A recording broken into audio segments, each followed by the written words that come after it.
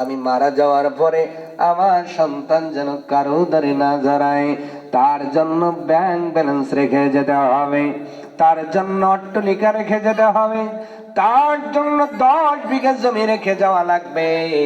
এইটা করতে যাইয়া সুদ খাই কোনো অসুবিধা নাই, ঘুষের টাকা হোক অসুবিধা নাই, জনগণের হক মেরে দিয়ে হোক অসুবিধা নাই।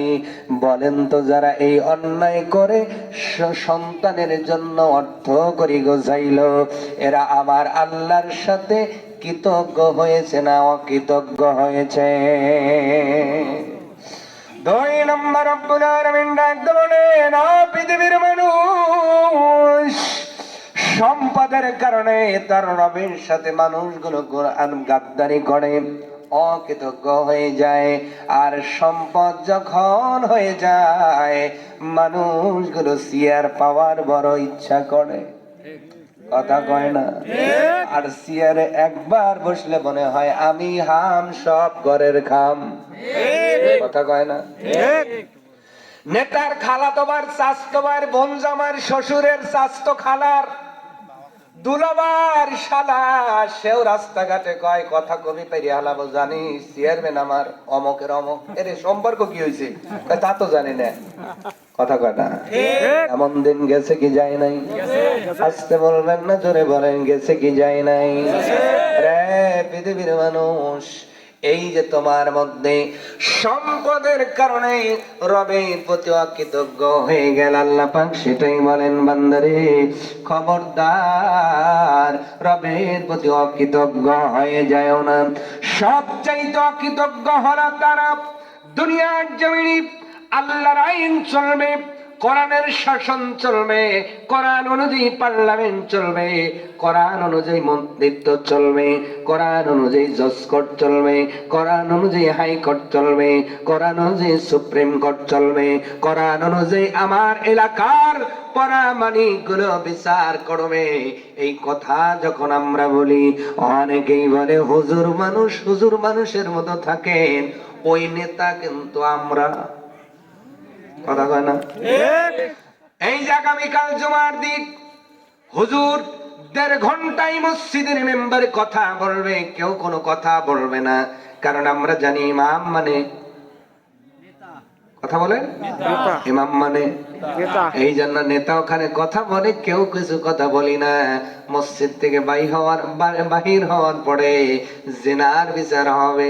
একটা মিয়ার ঘরে একটা ছেলে ঢুকে গেছে, ওই জায়গায় ইমামের কথা রাখা হয় না, নেতার কথা রাখা হয় না, ওই জায়গায় বান্ডিল দিয়ে বিচার হয়।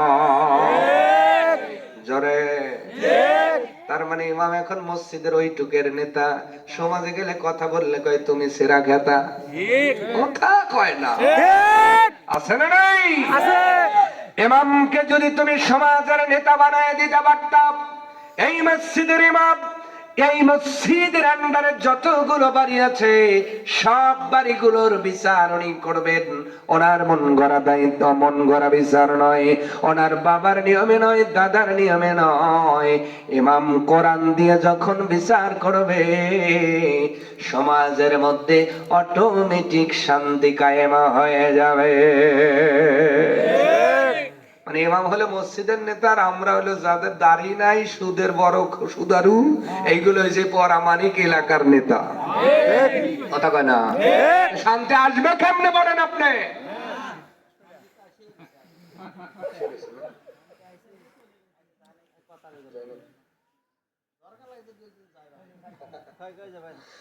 সম্মানিত হাজিরিন, তাহলে কোরআন যখন সমাজের মধ্যে বাস্তবায়ন হয়ে যাবে, ভালো করে বুঝবেন, মদখোর মদের আড্ডায় মদ পাবে না, কথা ভালো করে ক্লিয়ার বুঝে যান। মদ খাবে কেমনে? মদের বারে গিয়ে মদ পাবে না, কারণ যেই সমাজে কোরআন বাস্তবায়ন হয়ে যায়, ওই সমাজে এমনি দোকান, মদের দোকান বন্ধ হয়ে যায়। সমাজের মধ্যে কোরআন যখন কায়েম হয়ে যাবে, আর কোন মহিলা কি কোন যুবক ইফটিজিং করবে না, অটোমেটিক বন্ধ হয়ে যাবে।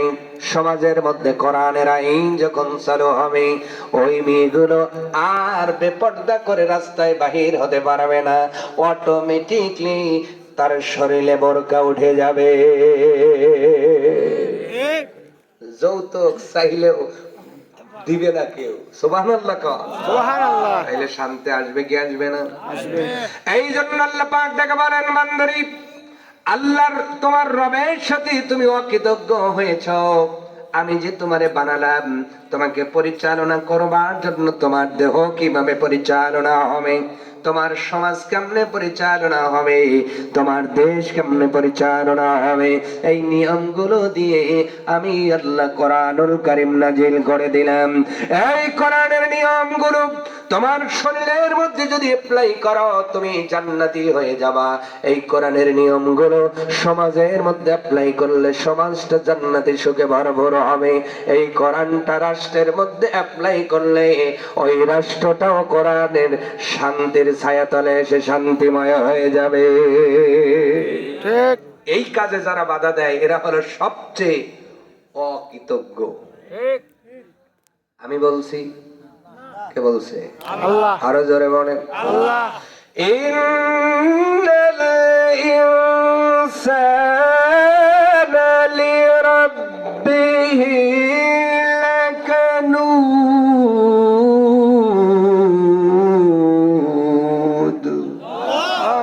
আমি বলি নাই, আল্লাহ পাক নিজে যেন বলতে চায়, সমাজের এই মানুষ দেখো, এই বৈশিষ্ট্যের মানুষগুলো আছে, এরা হলো রবের প্রতি অকৃতজ্ঞ। যেই হাত তুমি কোরআনের বিপক্ষে তুললা, মনে রেখে দিও এই হাত কেউ দেই নাই, দিয়েছে কে? আল্লাহ। জোরে আল্লাহ। যেই জবান তুমি কোরআনের বিপক্ষে খাটাইতেছ, এই জবানও পৃথিবীর কেউ দেই নাই, দিয়েছে কে? আল্লাহ। যেই চিন্তা শক্তি কোরআনের বিপক্ষে খাটাইতেছ, এই চিন্তা শক্তি কেউ দেই নাই, দিয়েছে কে?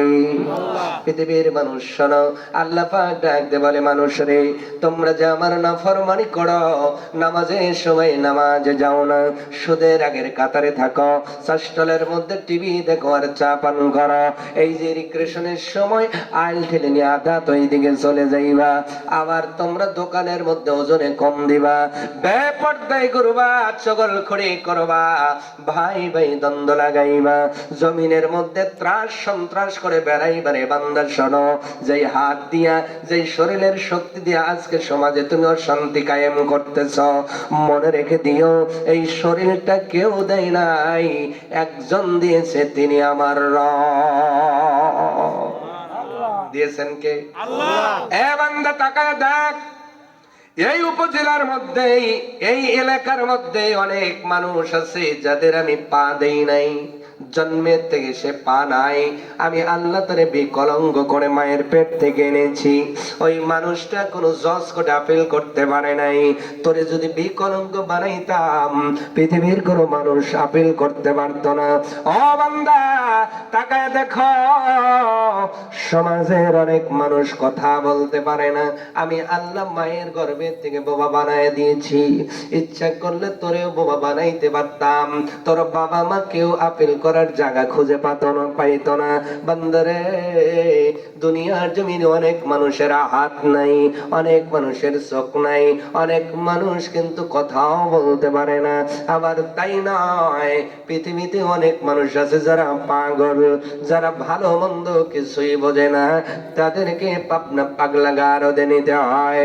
ও বান্দা বান্দি, আল্লাহ পাক ডাকতে পারে, বান্দারে, আমি আল্লাহ ইচ্ছা করলে তোরে পাগল বানাতে পারতাম, পৃথিবীর কেউ আমারে আপিল করার সুযোগ পাইত না।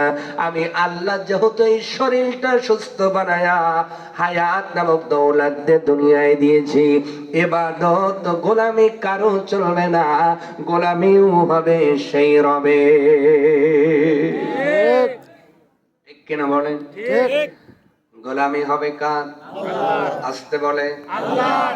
গোলামি মানে কি? শুধু নামাজ পড়া না। হ্যাঁ, নামাজ পড়লাম 5 ওয়াক্ত, জনগণকে ঠকাই 6 ওয়াক্ত, আছে না নাই? কেমন করে দেখেন, আসরের নামাজ জামাতেই পড়ছে, ব্যক্তি কিন্তু একেবারে খারাপ না। আসরের নামাজ ইমাম সাহেব আপনাদের মাওলানা জাহাঙ্গীর আলম তো নাকি? এনার পিছনে আসরের নামাজ জামাতের সঙ্গে পইরা কোদাল একটা কাঁধে নিয়া আয় ছাড়তে গেল, এমন জায়গায় কব দিছে আলীর সাদি নাই। নামাজ তো ঠিকই পড়লো, কথা কয় না, নামাজ তো। আর একটা মানুষ জোহরের নামাজ জামাতের সঙ্গে পড়ে, বাজারের মধ্যে দোকান আছে, এখনো টুপিটা মাথায়, দাড়িটাও পেকে গেল, চুলটাও পেকে গেল, দেখে মনে হয় অত্যন্ত ভালো, মনে হয় আল্লাহর ওলি। কিন্তু যখন ডিজিটাল পাল্লার মধ্যে চাউল মাপ দেয়, প্রতি 10 কেজিতে 200 গ্রাম কম দেয়, কথা কয় না, আছে না নাই? গোস্ত মেপে আনবেন 10 কেজি, বাড়িতে আইতে আইতে আধা কেজি নাই, কথা কয় না, ভুল বললাম? ও কৃতজ্ঞ কারে মানে দেখেন পৃথিবীর মানুষ, আজকে আমরা ইবাদত মনে করি শুধু নামাজ, ইবাদত শুধু মনে করি কোরআন পড়া, ইবাদত শুধু মনে করি জানাজার নামাজ পড়া, ইবাদত বলতে শুধু মনে করি ঈদের নামাজ পড়া, ইবাদত মনে করি শুধু শবে বরাতের নামাজ পড়া, ইবাদত মানে বুঝি শুধু রমজানের রোজা রাখা, ইবাদত মানে শুধু বুঝি হজ করা, যাকাত দেওয়া। না না আমার ভাইরা, ওজন কায়েম করা নামাজ কায়েম করার মতোই ফরজ। ওজন কায়েম করা ও নামাজ কায়েম করার মতোই জোরে জোরে আমার কথা না কার কথা? আকিমুল ওয়াজনা বিল কিসত ওয়া লা তুখসিরুল মিজান।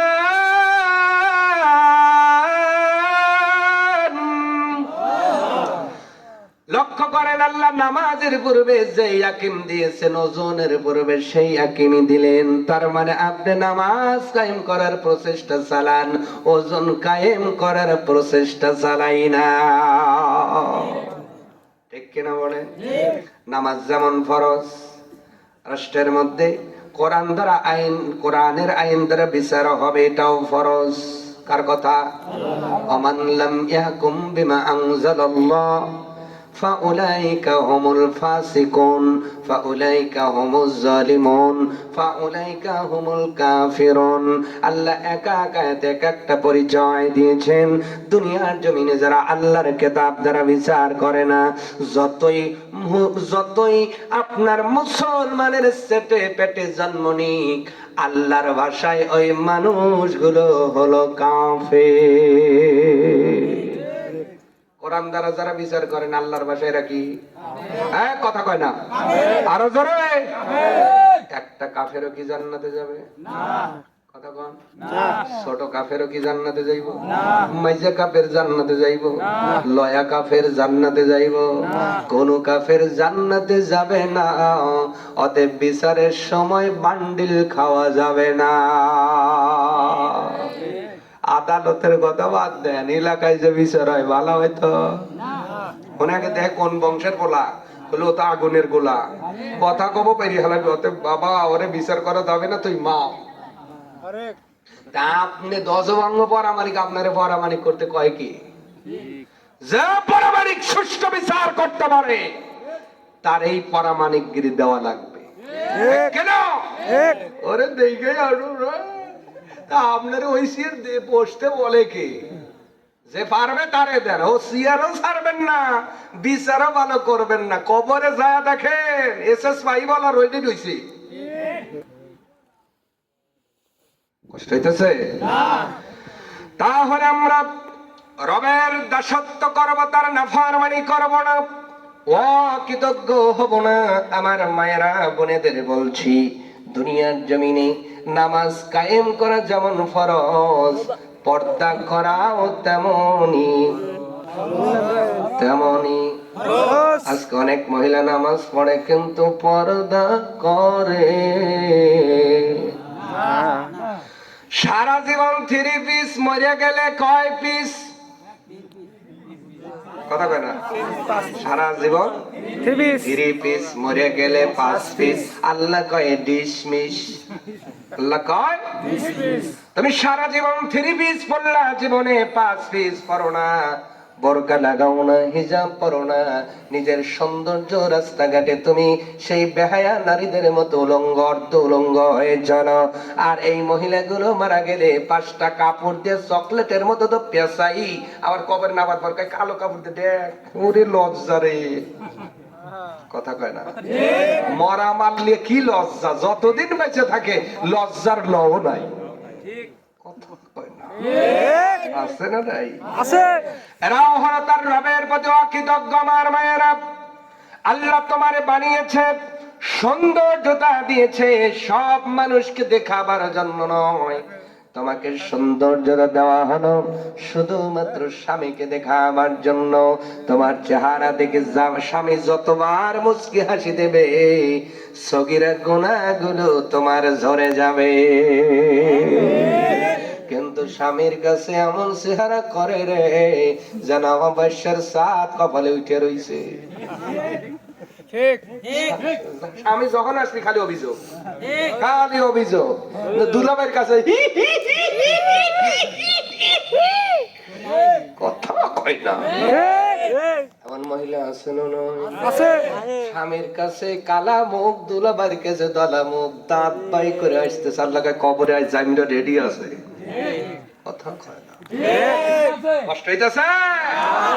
ওয়াজ কিন্তু এইরকমই জাইনের শুনে দাওয়াত দিছেন। আর যদি মনে করেন হুজুর সইতে পারি না, বালা বালা ওয়াজ করেন, আমার কাছে সে বালা ওয়াজ নাই, তাহলে মোনাজাত দেব নাকি? যত সময় শুনবেন সমাজে যেগুলো রোগ, ওগুলো আমাকে বলতেই হবে, ঠিক কিনা বলেন?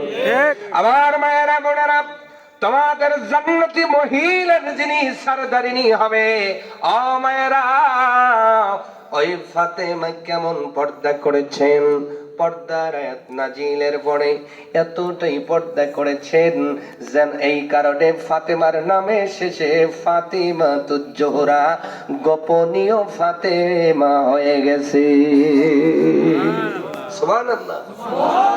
কি ফাতেমা? গোপনীয় ফাতেমা। ফাতেমারে গোপন বানিয়ে দিয়েছেন কে?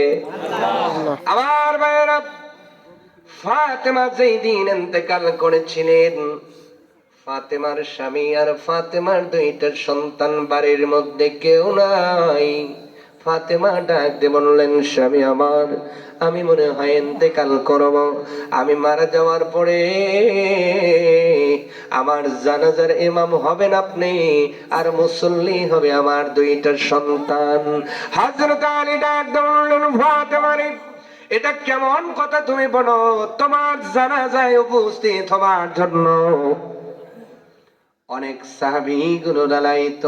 ফাতেমা ডাক দিয়ে বললেন, স্বামী আমার, পৃথিবীর সব মানুষ যদি বলে ভালো, আর আপনি আলী আমার স্বামী যদি বলেন খারাপ, আল্লাহ আমারে ছাড় দেবে না। ওগো স্বামী, পৃথিবীর সব মানুষ যদি বলে খারাপ, আর আপনি যদি বলেন ভালো, এইটাই আমার কাছে ভালো। ফাতেমা ডাক দিয়ে বললেন, আলী রে, ও আমার স্বামী, বলেন তো আমি আপনার কাছে কেমন? হযরতে আলী ডাক দিয়ে বললেন, ফাতেমা রে, তুমি এমন একজন বাবার মিয়া যিনি হলো রাহমাতাল লিল আলামিন। ফাতেমা, তোমার বিয়ে করবার জন্য মক্কা মদিনার কোটিপতিরা অফার দিয়েছিল, তোমার বাবা কারো হাতে তোমারে তুলে দেয় নাই, আমার মতো গরিব আলীর হাতে তোমার মতো ফাতেমারে তুলে দিয়েছে। ও ফাতেমা, জীবনে কোনোদিন ভালো খাবার খাওয়াইতে পারি নাই, একটা নতুন শাড়ি তোমারে পরনে দিতে পারি নাই। ও ফাতেমা, 3 বেলা 3 মুঠো খাবার ভালোভাবে দিতে পারি নাই, এরপরেও কোনোদিন অবজেকশন দাও নাই। তোমার মতো স্ত্রী পাওয়া বড় ভাগ্যের ব্যাপার। ফাতেমা, আমি আলী বলে দিলাম, তুমি পৃথিবীর জমিনে আমার সব চাইতে ভালো বিবি। আলী স্যাটিসফাই করতেছে, স্যাটিসফাই করে ফাতেমা নাকি সবচেয়ে ভালো স্ত্রী। সুবহানাল্লাহ।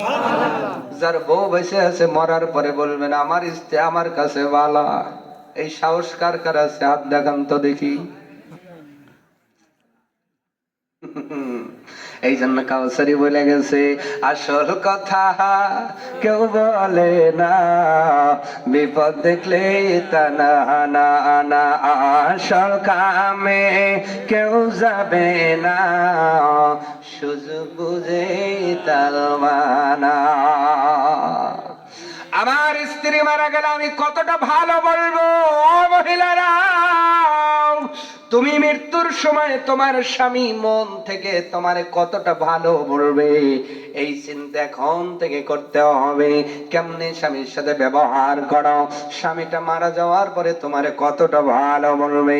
ফাতেমা ডাকতে বলে স্বামী আমার, এই জন্য তাদের জানাজার দোয়া আমার দরকার নাই, যেহেতু আমি আপনার কাছে ভালো হয়ে গেলাম, আপনার কাছে ভালো হয়েই থাকতে চাই।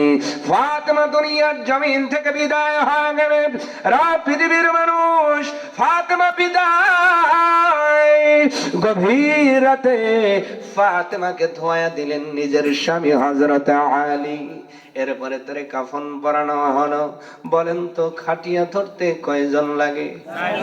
আসতে বলবেন না, আছে কয়জন? দরকার কয়জন? গভীর রাত্রিতে আলী যখন একজন মানুষের কথা অনুভব করা শুরু করলেন, গভীর রাত্রিতে আলীর গেটের মধ্যে কে যেন নক করেছে। হযরত আলী ডাক দিয়ে বলে কে গো তুমি? বাইরে থেকে আওয়াজ হয় ও আলী জানো আমি সালমান ফার্সি। রে সালমান ফার্সি কেন এসেছ? হযরত আলী কে যখন আলী যখন বললেন কেন এসেছো, সালমান ফার্সি ডাকতে বলে কেন রে আলী, ফাতেমার খাটিয়ে ধরবার জন্য কি লোকের প্রয়োজন নাই? হযরত আলী আশ্চর্যিত হয়ে বললেন সালমান ফার্সি রে, তোমাকে তো কেউ খবর দেয় নাই, এইরকম খবর তোমার কাছে কেউ দিল না, কেমন করে বুঝলা তোমার এইরকম আসার প্রয়োজন? সালমান ফার্সি ডাক দে বলে আলী রে, নবীর সঙ্গে শুধু তোমাদের সম্পর্কই ভালো না, আমি সালমান ফার্সির সম্পর্কটা একেবারে খারাপ না রে আলী। জানো নবীজি মেসেজ পাঠিয়ে দিয়েছেন, ও সালমান ফার্সি আমার আলী আছে, হাসান হোসেন আছে, আমার ফাতেমা চায় না তার জামাতে জানাজা হোক, একজন লোকের বড় প্রয়োজন, তাড়াতাড়ি করে দৌড় দাও। আমি সালমান ফার্সি ঘুম থেকে ওইটা দৌড় দিয়েছে রে আলী। চারজন মিলে কবরের মধ্যে নামাইয়া কবর দেওয়া হলো। ও মা বোনেরা, পর্দার কত দাম, পর্দা আল্লাহ কত ভালোবাসেন। শুধু পর্দা করার কারণে ফাতেমা জান্নাতের সরদারিনী, তার গর্ভের থেকে দুইটা জগৎ বিখ্যাত সন্তান আল্লাহ দিয়েছেন। আজও যেই মহিলাগুলো পর্দা নিশীন, আল্লাহ পেট থেকে অবশ্যই নেক সন্তান দান করে দেবে। আবার মায়েরা কবর দেওয়া হলো। সকালবেলা সুবহে সাদিকের পরে নামাজের জন্য আলী যখন মসজিদে চলে গেল, খবর পৌঁছে গেল কি চাও, গত রাত্রিতে নবী নন্দিনী ফাতেমা তুজ জোহরা দুনিয়ার জমিন থেকে ইন্তেকাল করেছেন। কই রে ফাতেমার লাশ কই, আমরা জানাজায় দাঁড়াইব। হযরত আলী ডাক দে বলে এ সাহাবীরা, ফাতেমা নাই নাই নাই, ফাতেমার দেহ মোবারক জানাজা করে কবরস্থ করা হয়েছে। আলী তুমি এমন কেন করলা? আমরা তো তোর জানাজা দেবার জন্য রেডি প্রস্তুত ছিলাম, এই নিয়ামত থেকে কেন বঞ্চিত করলা? হযরত আলী ডাকতে বললেন নবীর সাহাবীরা, এইটা আমি করি নাই, এইটা ফাতেমার ওসিয়ত ছিল। আওয়াজ তুলে বলা যায় না সুবহানাল্লাহ। কিছু সাহাবী চিন্তা করলেন জানাজায় যাইতে পারি নাই, তাহলে নবী নন্দিনী ফাতেমার কবরের কিনারে দাঁড়াইয়া কবরের কাছে একটু তাসবিহ তাহলিল অথবা সূরা কিরাত পড়ি, কোরআন পড়ি। ফাতেমার কবরটা একটু দেখে আসি। এই নিয়াত করে সাহাবীরা যখন রওনা করলেন, জান্নাতুল বাকির মধ্যে চলে গেলেন। পৃথিবীর মানুষ জানো, এই জান্নাতুল বাকি হলো মদিনাতুল মুনাওয়ারাতে। এই কবরের মধ্যে যারা ঘুমায় রে, কিয়ামত পর্যন্ত আল্লাহ তাদের সাধারণ ক্ষমা ঘোষণা করে দিয়েছেন, কবরে আযাব হবে না। আসতে বলবেন না? আরো জোরে। সেই কবরস্থানের মধ্যে ফাতেমার কবর দেওয়া হয়েছে। সাহাবীগুলো মনের বড় ইচ্ছা নিয়ে যখন কবরস্থানের ভিতরে প্রবেশ করেছেন, নতুন কবর দিলে চিহ্ন পাওয়া যায় কি যায় না? চিহ্ন পাওয়া যায়, আলামত পাওয়া যায়, কারণ নতুন মাটি, ঠিক কিনা? কিন্তু জান্নাতুল বাকির মধ্যে ঘুরে ঘুরে তছনছ করে ফেলেছে, নতুন কবর একটা কবরও পাওয়া যায় না। আর আলী কোথায় কবর দিয়েছ? ফাতেমার কবর কোথায় বলো না। এবার ফাতেমার কবরের দিশা নাই। বলেন তো, ফাতেমার কবরটাও একজন গোপন করেছেন, আওয়াজ তুলে বলবেন তিনি কে? বড় পীর আব্দুল কাদের জিলানী, নাম শুনছেন? আল্লাহ পাক ওনাকে কারামতি দিয়েছিলেন, অনেক কারামতি দিয়েছিলেন। ভিতরের চক্ষুটা খোলা ছিল। উনি অনেক কারামত আল্লাহর জবরদস্ত ওলি ছিলেন। মদিনাতুল মুনাওয়ারাতে হজ ব্রত পালন করতে যাই ওনার কিছু সাগরাত বলেছিল, আমাদের পীর আপনি তো মুরাকাবা মুশাহিদা করার পরে অনেক কিছুই বলতে পারেন, একটু বলেন না ফাতেমার কবরটা কোন জায়গায়? আব্দুল কাদের জিলানী ডাক দিয়ে বলেছিল, আমার শিষ্যরা শোনো, এখান থেকে আমার এলাকার খবর হয়তো তোমাদের বলতে পারবো, কিন্তু যেই ফাতেমার কবর আমার আল্লাহ গোপন করে রেখেছেন, আমি কেন কিয়ামত পর্যন্ত কোন আল্লাহর ওলি ফাতেমার কবরের দিশা পাবে না। শুধু পর্দার কি দাম ছিল? এটাও কার নির্দেশ? জোরে বলেন। নামাজ কায়েম করা যেমন ফরজ, পর্দা কায়েম করা তেমনি ফরজ।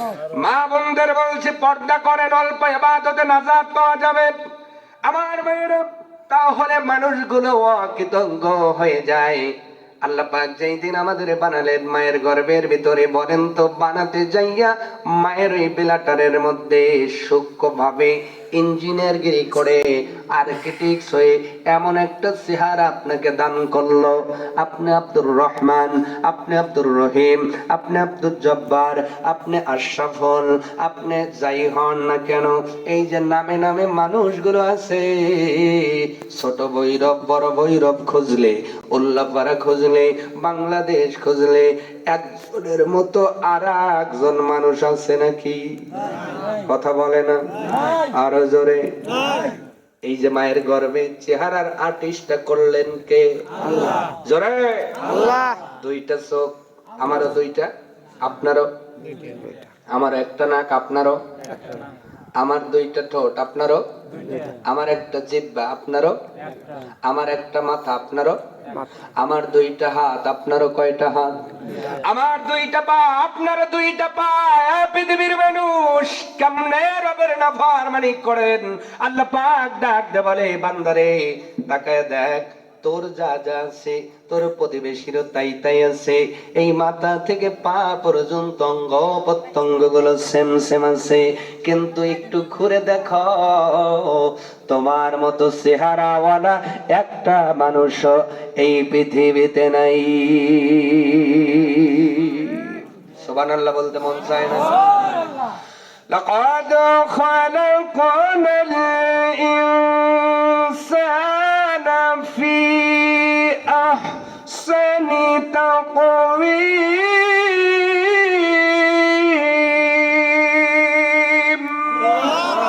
ও বান্দা, মায়ের গর্ভের ভিতরে আমি আল্লাহ সূক্ষ্মভাবে তোর দেহ চেহারাটাকে আর্টিস্ট করলাম, আঁকায়া দিলাম পানির উপরে, তোমার চেহারা বানাই দিলাম। কি চেহারা বানাইলাম দেখো, গরুর মতো গরু আছে, ছাগলের মতো ছাগল আছে, বাঘের মতো বাঘ আছে, সিংহের মতো সিংহ আছে।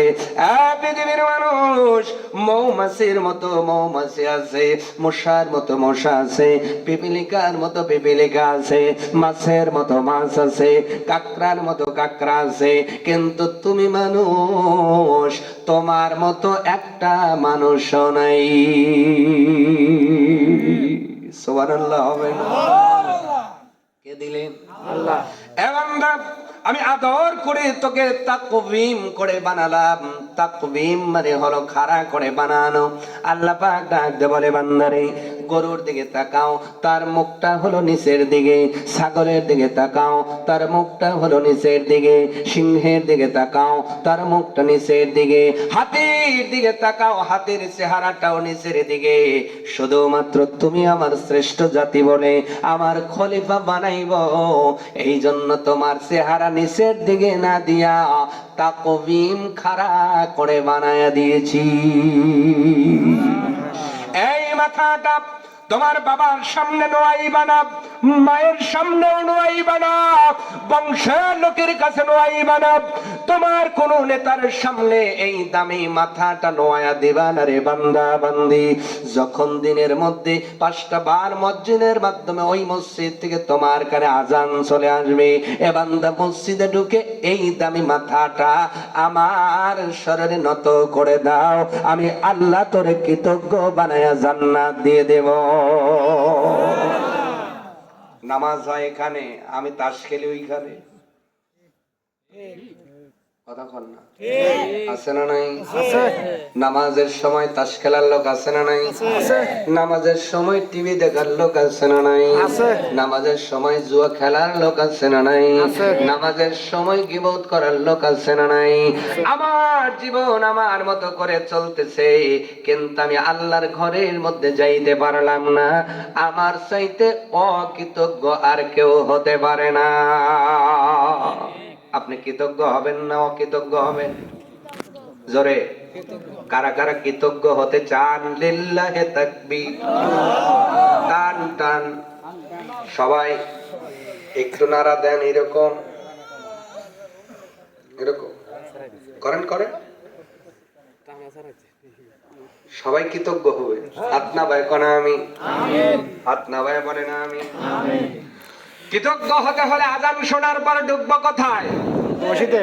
ষষ্ঠলে আজান শোনার পরে ঢুকবো কোথায়? মাস মারতে।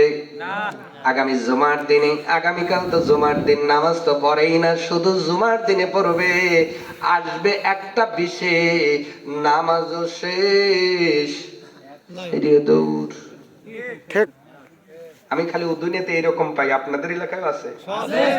কতবার করে বলি ভাই আপাতত 4 রাকাত পড়ে বের হয়ে, মনে প্রাইমারি ছুটি হয়েছে, হুজুর যেই ফরজ নামাজ শেষ করে প্রাইমারিতে ছাত্ররা ধাক্কা ধাক্কি করে বের হয়, মসজিদ থেকে ওইরকম বের হওয়ার তাড়াতাড়ি লাগে। কথা কয় না, কথা কয় না।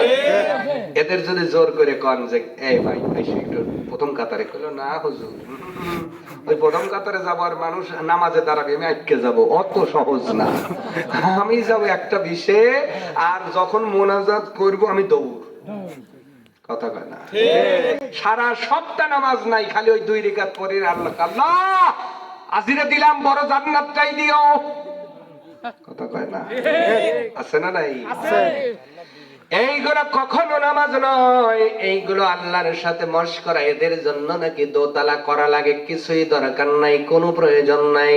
5 ওয়াক্ত যারা নামাজ পড়ে তাদের জন্য 4 তলা প্রয়োজন করবেন। জুমার দিনে যারা আসে শুধু জুমার নামাজে আইসা তো কোনো লাভ নাই, এদের জন্য দোতলা কোনো করার কোনো দরকারও নাই। আছে আছে? কি লাভ বলেন? কি লাভ? এরা তো আল্লাহ আল্লাহর সাথে আরো তামাশা করে। ঠিক। কি করে? এই জুমাটু কয় রাকাত? 2 রাকাত। ওই হুজুর যা পড়ায় দইরা বসে আছে, তাও নামাজে নাই, আছে দোকানে। নামাজে থাকে নিয়াত করে হুজুর কিরায়াত করতেছে, উনি দোকানের হিসাব করতেছে। হুজুর কিরায়াত করে, উনি সার হিসাব করে, সার কয় বিঘে কয় বস্তা সার কেনা লাগবে, মালতোলা পাট কয়টা, এগুলো সব হিসাব করে নামাজে দাঁড়ায়। কথা কয় না? ভুল বললাম? এই জন্য আল্লাহ পাক ডেকে বলেন, আমি তোমার সব কিছু দিয়ে দিলাম, আমার কাছে তুমি অকৃতজ্ঞ হয়ে যাও না।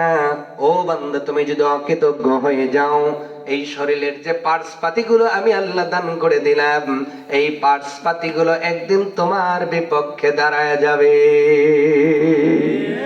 তুমি আজকে যে হাত দিয়ে অন্যায় করো, আল্লাহর নাফরমানি করো, হাত দ্বারা মানুষকে কষ্ট দাও, কোরআন আল্লাহদের বিরোধিতা করো, জবান দ্বারা তাদের কষ্ট দাও, তাদের বিরোধিতা করো, কোরআনের বিরোধিতা করো, মসজিদের বিরোধিতা করো, আল্লাহ ওয়ালাদের বিরোধিতা করো, মনে রেখে দিও কিয়ামতের দিন এই হাতগুলো তোমার বিপক্ষে দাঁড়িয়ে যাবে।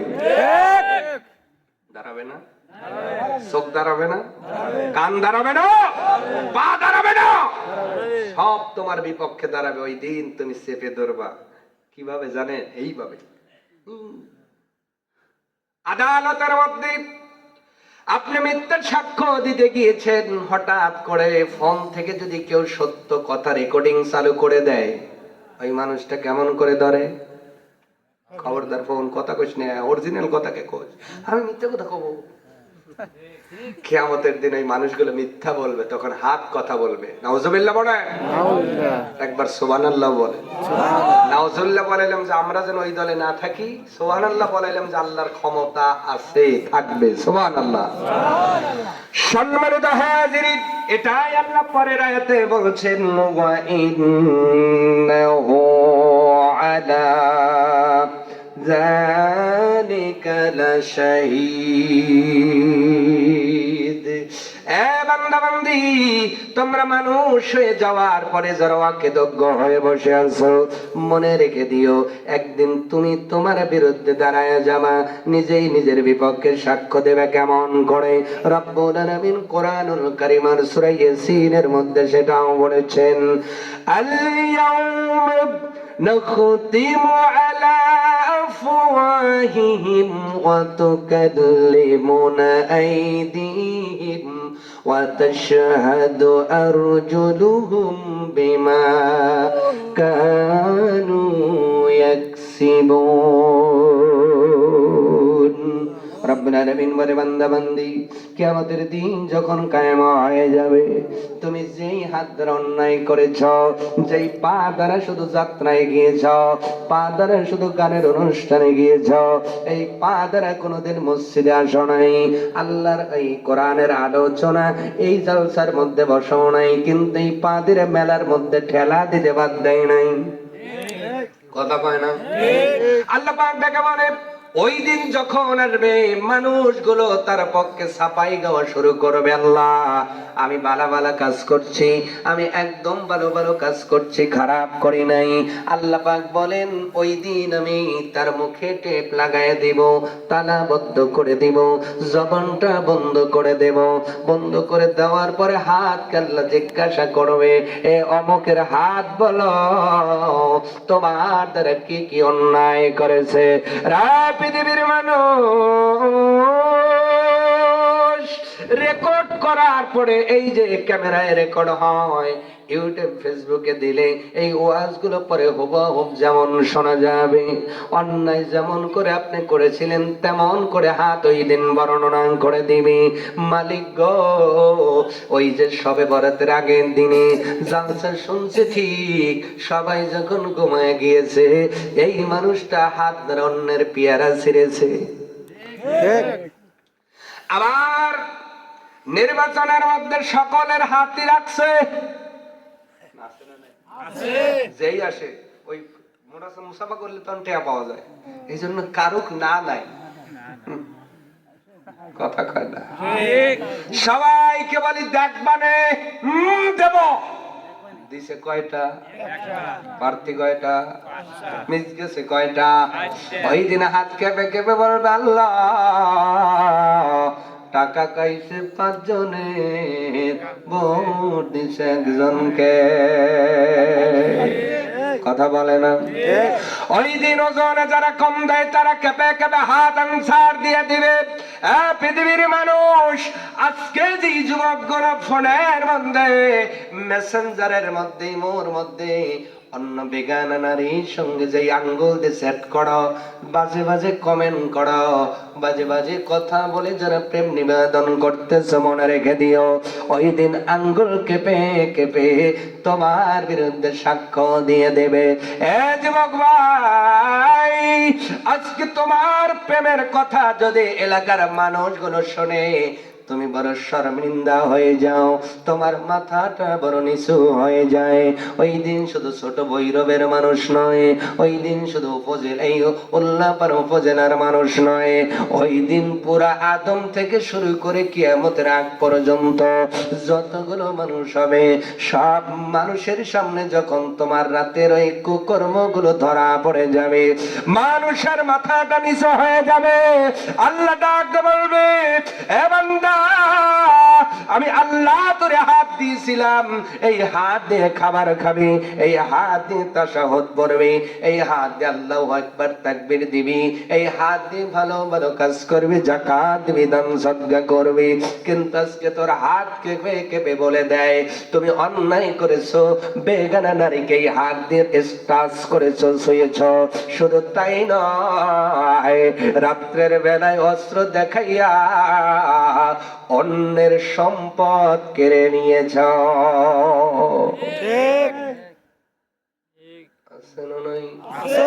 ওই দিন হাত সাক্ষ্য দিবে কি দিবে না? আমার ভাইয়েরা, গভীর রাত হয়ে যাচ্ছে, আর সাক্ষর দিকে না যাই, একটা কথাই বুঝলাম, হাত সাক্ষ্য দেবে, পা সাক্ষ্য দেবে, কান দেবে, চক্ষু দিবে, তার মানে ওই দিন আমি সাক্ষ্য থেকে বাঁচতে পারবো না। রব্বুল আলামিন পরের আয়াতে বলছেন, ওয়া ইন্নাহু লিহুব্বিল খায়রি লাশাদীদ।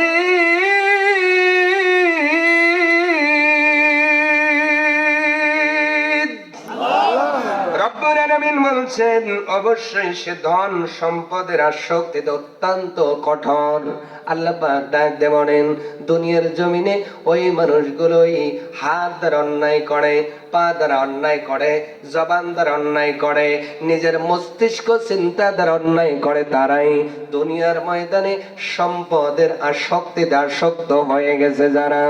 মনে রেখে দিও পৃথিবীর মানুষ, সম্পদের লোভ যত তোমার অন্তরে ঢুকবে, আল্লাহর ভয় ততটাই অন্তর থেকে বের হয়ে যাবে। ছাড়তে হবে দুনিয়া, রাজি আছেন? দুনিয়া ছাড়লে আখেরাত পাওয়া যাবে। সুবহানাল্লাহ বলে। দুনিয়া যত ছেড়ে দিবেন, আখেরাত তত নিকটে আসবে। আবার দুনিয়াবি যত কাছে যাবেন, আখেরাত তত দূরে যাবে। এবার আপনি বুঝবেন আপনি কোনটা দরকার। কথা বুঝলেন না? সম্পদের লোভ আছে না নাই? এই সম্পদের লোভের কারণেই তো যাকাত দিতে চাই না। কথা বলে না?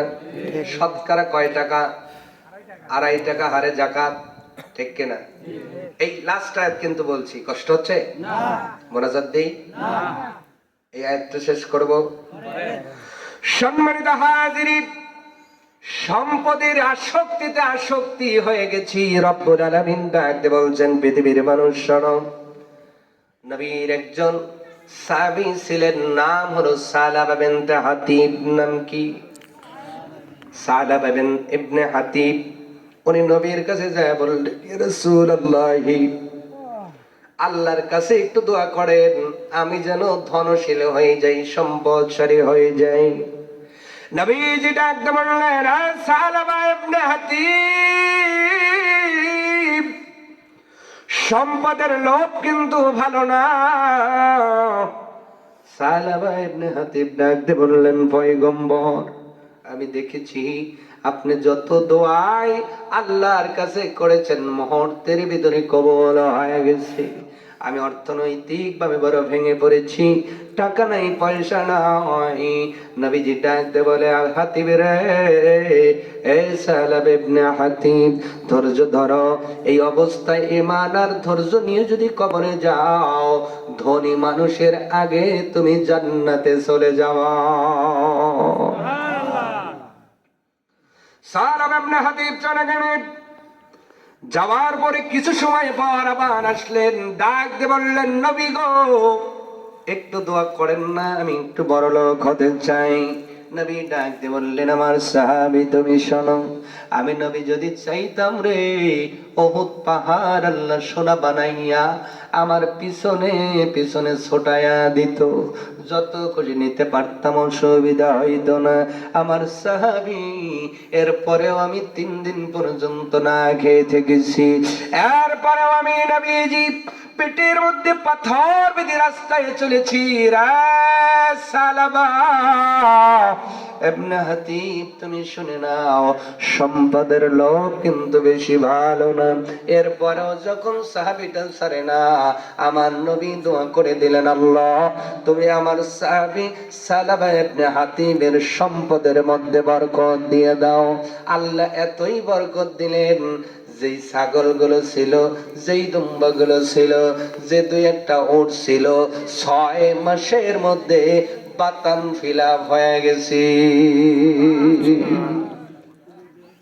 কি ফিলাপ হইছে?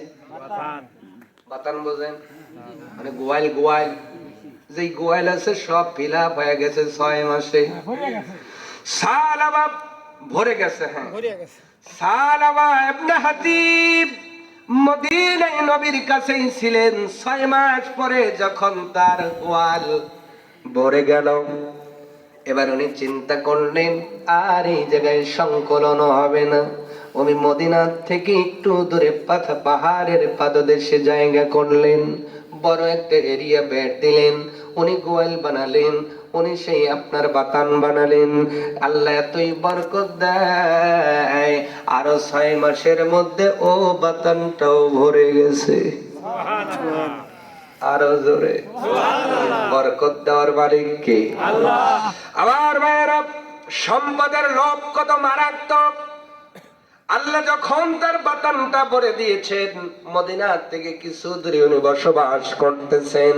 যেই সাহাবী 5 ওয়াক্ত নামাজ নবীজির পিছনে আদায় করতেন, এই উট দুম্বা ছাগল দেখাশোনা করতে যাইয়া মাত্র 2 ওয়াক্ত নামাজ নবীর পিছনে পড়েন, জোহরের নামাজ আর আসরের নামাজ।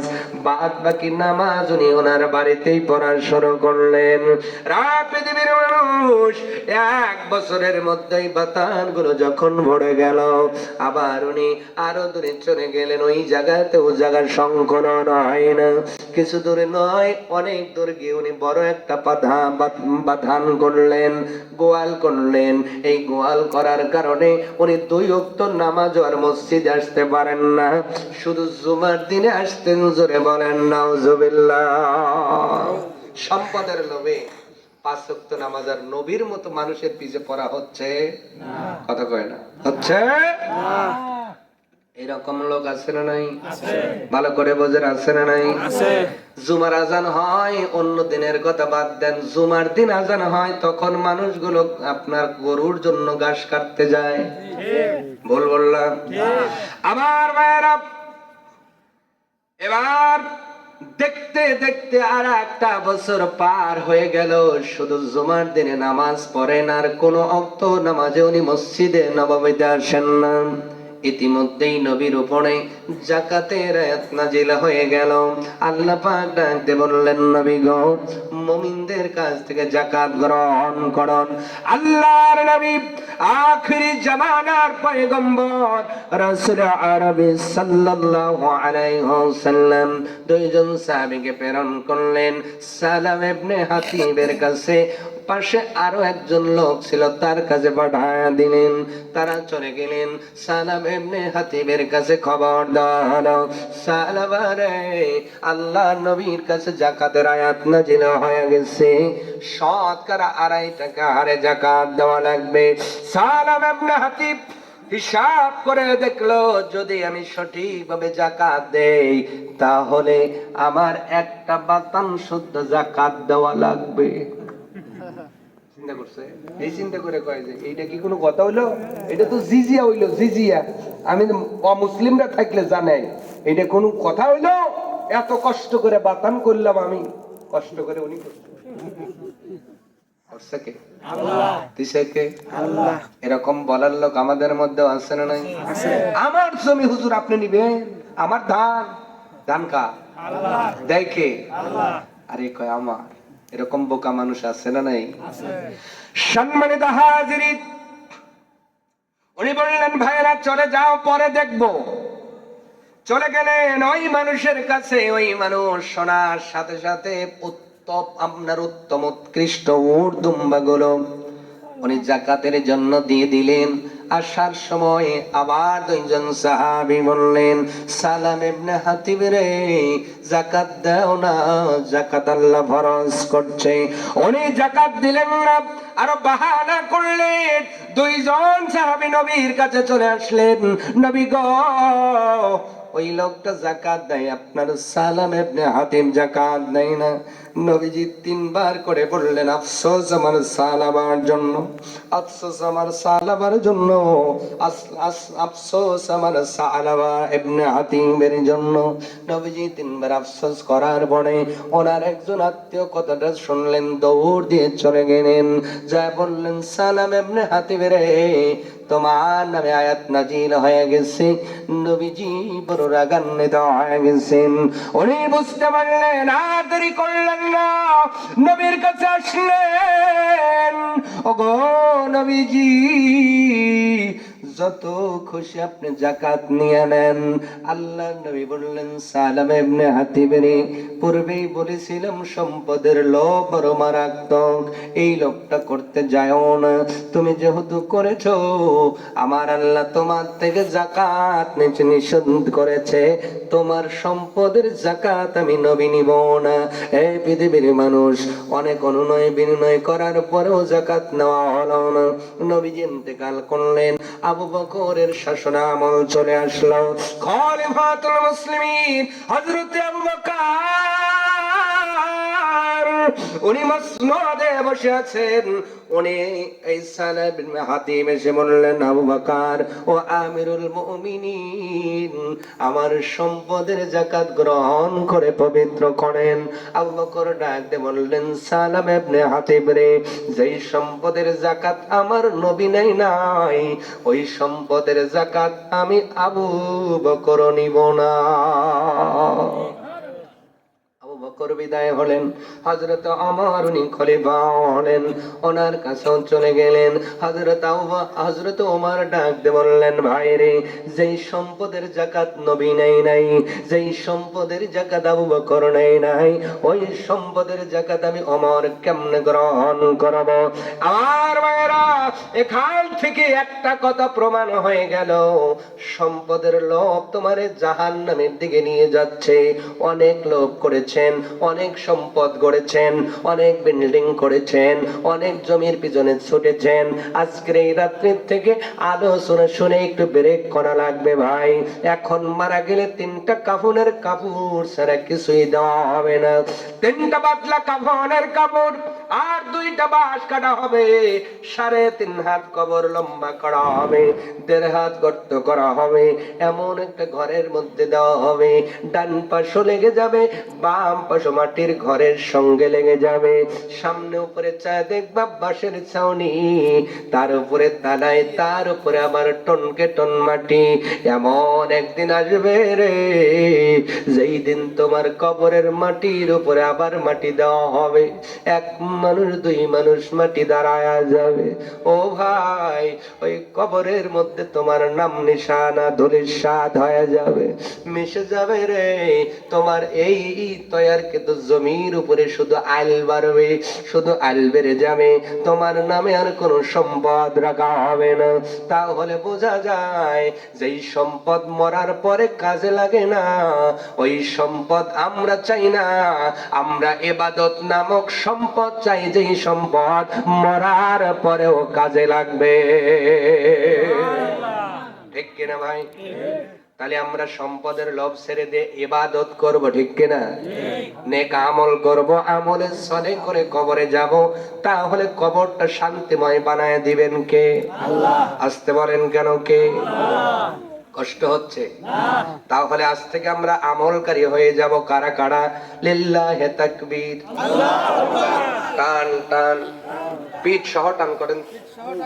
একটু ডান দিকে কাইতো, ডাইন ওইটা আপনাদের ডাইন ভুলে গেছে, বাম দিকে, সামনে, পিছনে, এটা ঝাঁকি। সবাই ইবাদত করবেন ইনশাআল্লাহ। যেই সম্পদের কারণে এত দূর পর্যন্ত আমরা গেলাম, ওই সম্পদ গুলো আল্লাহর রাস্তায় দিলে ওই সম্পদের হিসাব না নিয়ে সম্পদের কারণে জান্নাত যিনি দিবেন তিনি কে? আল্লাহ। মাটি দিয়ে সেই বাটাম পেটাপিটি লাগবে, ও কইব এই জমি আমার, ও কইব আমার, কইলে এই দাগ আমার, ও কইব আমার, এই গাছ আমার, ওই গাছ আমার, কথা কয় না? না বাপের নামে দোয়া কথা বুঝলে যে আগে বাগাবাগি নিয়া, ঠিক না? আল্লাহ পাক দেখে বলে বান্দারে এই জমি তোমারও না, তোমার ছেলের না। আমি আল্লাহ একটু বাগি বর্গা দেই, তো দেখো এই জমি পর্চা খুলে দেখো, দলিল খুলে দেখো, কার ছিল, তার নামে, তার নামে, তার নামে, তার নামে, তার নামে, তার নামে, তার নামে, এখন তোমার নামে, তুমি মেরে গেলে তোমার বেটার নামে। নিয়ে যাবে? নিয়ে যাবে? জমি জমি থাকবে, খালি নাম চেঞ্জ হবে, ঠিক কিনা? তবে ওই জমি জমি থাকে যেটা আল্লাহর রাস্তায় অক্ষ করে দেওয়া হয়। সুবহানাল্লাহ। আল্লাহর নবী এই জন্য বলছে বান্দারে তোমার উম্মত, তোমার কাছে যখন সম্পদ থাকে হিসাব করে করে আল্লাহর ব্যাংকে জমা দিয়ে রাখো। এই ব্যাংকে ডাকাতি হয় না, এই ব্যাংকে কেলেঙ্কারি হয় না, এই ব্যাংকে চুরিও হয় না, এই ব্যাংকের টাকা নিয়ে বেগম পাড়া হয় না। আমি আল্লাহ নিজে ডান হাতে পালন করে বড় বানাই। মান জাআ বিল হাসানাতি ফালাহু আশরু আমসালিহা। আল্লাহ বলছেন তুমি আমাকে এক দাও, আমি 10 গুণ দিয়ে দেব। কার কথা? কোরআনের কথায় ভুল আছে নাকি? সন্দেহ আছে? একটা আপনার হাতে আছে 5 কেজির আটা। কয় কেজি? 5 কেজি। আর উপর থেকে একজন 10 কেজির ময়দা দিবে আপনার হাতে, এইটা নিতে হলে ওইটা রাখতে হবে না ওইটা সহ নিবেন? ওইটাকে দিতে হবে, এরপরে 10 কেজি নিতে হবে নাকি? আল্লাহ কয় তোমারে 5 কেজি দিছি, ওখান থেকে আমার রাস্তায় কিছু দাও, আমি 10 কেজি নিয়ে বসে আছি। সুবহানাল্লাহ। আস্তে কর, বাচ্চা বললেও চলবে, এখন আর না বইলা। আল্লাহ কি বলেন? তোমার হাতে যে জমি জমা আছে এটা কিছু দান করো, আমি আরো বরকত নিয়ে বসে আছি, তোমাকে ঢেলে দেব। সুবহানাল্লাহ কর। কিন্তু আমরা মনে করি কি আমার আল্লাহ কয় বোকামি করলে, তুমি যে ধরে 5 কেজি ধরে রাখলে, ওই 10 কেজি নেওয়ার আর সময় নাই তোমার। আর যারা বেশি বেশি দান করে আল্লাহ তাদের বেশি বেশি দেয়। হাত খালি হইব আল্লাহ আবার দিব, খালি করবেন আবার দিবে, ধরে রাখবেন, নেওয়ার সুযোগ নাই। বাংলা কথায় কি বোঝা গেল কিছু? এই জন্য দানের ক্ষেত্রে আসতে হবে ভাই। এই মসজিদ এমন একটি প্রতিষ্ঠান, কিয়ামতের দিন আপনাকে ভুলে যাবে না। সুবহানাল্লাহ বলেন। এটা আমার কথা না, হাদিসে কুদসির মধ্যে আল্লাহ পাক বলছেন কুল্লু মান আলাইহা ফান। এই আয়াতের ব্যাখ্যার মধ্যে হাদিসে কুদসি আনা হয়েছে, আল্লাহর কথাই। এটা নবীর বরাতে বলা হলে সেটা হয় হাদিসে কুদসি। এর মধ্যে বলা হলো যেই দিন ধ্বংস হবে সব আকাশ, আপনার ওই সূর্য, নক্ষত্র, গ্রহ, উপগ্রহ, ব্ল্যাক হোল, আপনার কি বলে প্লাটন, সব উপগ্রহ, গ্রহ, মধ্য আকর্ষণ, অভিকর্ষণ শক্তি, সব কিচ্ছু নাই, ব্ল্যাক হোলও নাই, সৌরজগতও নাই, কিচ্ছু নাই। কিন্তু আল্লাহ পাক দেখবে আপনার ওই আরশ, আসমান আর এই জমিনের এই মহাশূন্যের মধ্যে সাদা সাদা কি যেন ভাসতেছে। কি ভাসে? সাদা সাদা। আল্লাহ পাক ফেরেশতাদের বলবে যাও জিজ্ঞাসা করো এটা ভাসে কারা। আল্লাহ জানে না? কথা বলে না? আল্লাহ জানে তো, কিন্তু তারপরে ফেরেশতাদের বলবে যাও। ফেরেশতারা এসে বলবে মান আনতুম, তোমরা কারা, বলো কারা তোমরা। তখন ওই সাদা সাদা যে ভাসতেছে ওদের ভিতর থেকে আল্লাহ নিজে কথা বলার পারমিশন দিয়ে দিবেন। তারা কথা বলবে, জড় পদার্থ কথা বলে কার হুকুমে? কার আদেশে? তখন তারা কথা বলবে নাহনু মাসাজিদাল্লাহ। ও ফেরেশতারা, আমরা দুনিয়ার আল্লাহর ঘর মসজিদ। সব মসজিদ গুলো ভাসতেছে। সুবহানাল্লাহ। ফেরেশতারা কইব মসজিদ ভালো কথা, ধ্বংস না কেন? আল্লাহ যে কইছে ধ্বংস হওয়া লাগবে, মসজিদ সব ধ্বংস হয়েছে, আমরা হব না, হরতাল। এইটা খেলা খেলতেছে কে? আল্লাহ না চাইলে কি মসজিদ পারবে? আল্লাহ চাচ্ছেন, এই জন্য তারা বলবে আমরা ধ্বংস হব না। কেন হবে না? কয়েকটা প্রস্তাব আল্লাহর কাছে তুলে ধরো। পৃথিবীতে যারা আমারে বানাইছে, যারা ভালোবাসছে, যারা চুমা লাগাইছে, যারা পরিষ্কার করছে, যারা আমার সাথে দিলটা লাগায় রাখছে, দিল লাগানোর অর্থ হলো ফজর পড়ে গেছে কিন্তু মনটা এখানে থুয়ে গেছে, জহরে আবার আসবে, জহর পরে আবার দিলটা থুয়ে গেছে, আসরে আসবে, আবার ময়লা দেখলে পরিষ্কার করছে, আমার পক্ষে থাকছে, আমার জন্য শ্রম দিছে, অর্থ দিছে, বুদ্ধি দিছে। আল্লাহর কাছে বলো তাদেরকে আমাদের মধ্যে দিবে। ওই যে পুলসিরাত, ওইটা বিদ্যুতের গতিতে পার কইরা জান্নাতে না দিয়ে ধ্বংস হব না। আল্লাহ ওই দিন মসজিদের আবদার কবুল করে এই অন্তর লাগানোদেরকে মসজিদের মধ্যে দিবেন, বিদ্যুতের গতিতে মসজিদ গুলো পুলসিরাত পার করে জান্নাতে পৌঁছায় দিবে।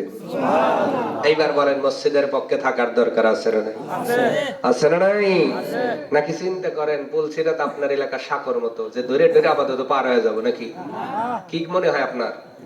পুলসিরাত পার করবে মসজিদ, অতএব সেই মসজিদের পক্ষে আমরা থাকবো।